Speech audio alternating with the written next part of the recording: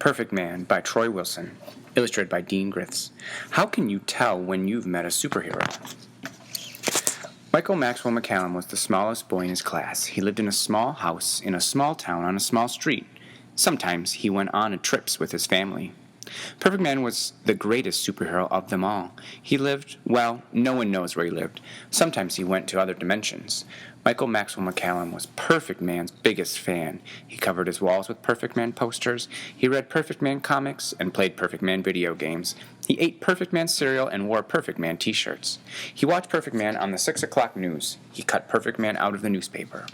He wrote Perfect Man stories. He made a Perfect Man website. Before he went to sleep each night, he turned out his Perfect Man lamp. He dreamed about Perfect Man. Perfect Man, Perfect Man, Perfect Man. And then Perfect Man quit. Just like that, he said it was time for a change. He said it was time to start a new chapter in his life. Who will save the world when you're gone? The reporters asked. I used to be the only superhero around, Perfect Man said. These days, it's hard to keep track of them all. They'll do just fine without me. What's your secret identity? Perfect Man smiled. If I told you, it wouldn't be much of a secret, would it? Where will you go? Someplace quiet. Perfect Man said. What will you do? Oh, I'll find something. After all, there's more than one way to save the world. You must be so sad, Michael's mother said. You must feel like you've lost your best friend. She didn't understand. She didn't know Perfect Man like he did. Perfect Man would come back, just like he did the time he came back from deep space when he escaped the cosmic pirates. Just like the time when he came back from Dimension Z when he beat Drog the Unbeatable. Just like the time he came back from the dead when he, well, died. He always came back. Always. That summer, Michael Maxwell McCallum watched on TV as aliens invaded New York. They always invaded New York. They never invaded his small town. The Amazing Five teamed up with the Super Squadron to stop them. Perfect Man will come back, he thought. Summer ended. Michael Maxwell McCallum went back to school, and Perfect Man came back. Just like that, Perfect Man had changed. Michael didn't recognize him at first. He wasn't wearing his costume anymore. His hair was thinner. His stomach was rounder. He didn't even call himself Perfect Man anymore. He called himself Mr. Clark. He was Michael Maxwell McCallum's new teacher. Mr. Clark never broke the chalk. He never lost his temper. And he never got sick. When Mr. Clark talked about the planets, it seemed as if he had visited them himself. When there was trouble in the schoolyard, Mr. Clark was there. When Alexander dropped his art project, Mr. Clark was there. He was everywhere at once. At least it seemed that way. Mr. Clark was the fastest marker in the world.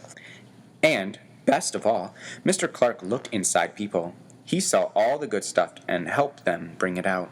He helped them find their superpowers. Michael Maxwell McCallum knew Mr. Clark was Perfect Man. He was sure of it, but he didn't post it on his website. He didn't tell Mom or Dad. He didn't tell anybody. Instead, he wrote a story about Perfect Man.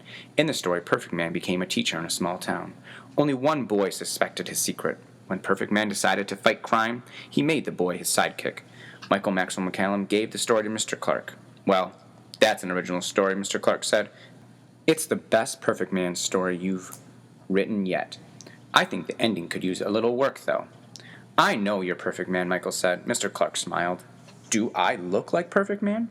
Your disguise, Michael answered. I remember how you kept Dr. Plasma's shape-changing machine when he went to jail. Or maybe your friend the Dark Avenger helped you out. He's a master of disguises. Those are all good theories, said Mr. Clark.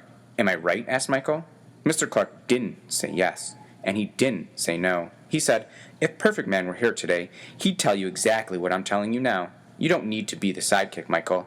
You can be the superhero. What do you mean? Asked Michael. You already have a superpower, said Mr. Clark. You have the power to write. You write very well. I guess I write okay. No, Mr. Clark insisted. You write very well. Do you like to write? Michael nodded. Then I hope you keep writing, said Mr. Clark. I really do. He paused. Do you want to know a secret, Michael? Michael Maxwell McCallum leaned forward. Yes, I do. To be a good writer, you have to read and you have to write, said Mr. Clark. But there's another step. A secret step. What? Asked Michael. What is it? You have to live, said Mr. Clark. You have to try new things. You have to meet new people. That's what good writers do. They live. And it's all research, every second of it. Michael leaned back. He thought for a second. Then he said, I have one question. Yes? What does flying feel like? Mr. Clark laughed. Don't you have another story to write? He said. Michael Maxwell McCallum did have another story to write. He had a lot of stories to write. Some of them were wonderful, some of them were awful, and most were somewhere in between. He tried new things and met new friends. He made new mistakes. It's research, he told himself over and over again. It's all research. He grew, and he wrote, and he lived. Today, Mr. Clark is still a teacher. He loves what he does. Sometimes he thinks about Perfect Man and smiles. Michael Maxwell McCallum is a best-selling author. He loves what he does. Mr. Clark is Michael Maxwell McCallum's biggest fan.